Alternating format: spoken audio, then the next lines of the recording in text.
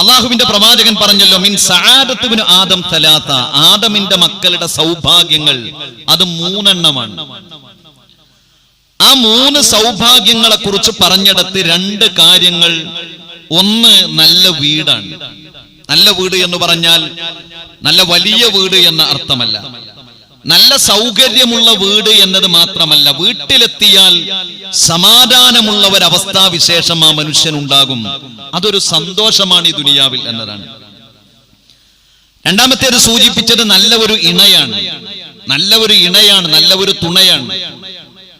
മൂന്നാമത്തേത് സൂചിപ്പിച്ചത് നല്ല ഒരു വാഹനമാണ്. ഇതിൽ 2ഉം മനുഷ്യന്റെ കുടുംബവുമായി ബന്ധപ്പെട്ട് നിൽക്കുന്ന ഒന്നാണ്. നല്ല ഒരു ഇണയെ ലഭിക്കുക, തന്റെ വീട്ടിലേക്ക് എത്തിക്കഴിഞ്ഞാൽ സമാധാനത്തോടുകൂടി കഴിയുക എന്നത് ആദമിന്റെ മക്കളുടെ സൗഭാഗ്യമായി കൊണ്ടാണ് പ്രവാചകൻ സല്ലല്ലാഹു അലൈഹി വസല്ലമ സൂചിപ്പിക്കുന്നത്.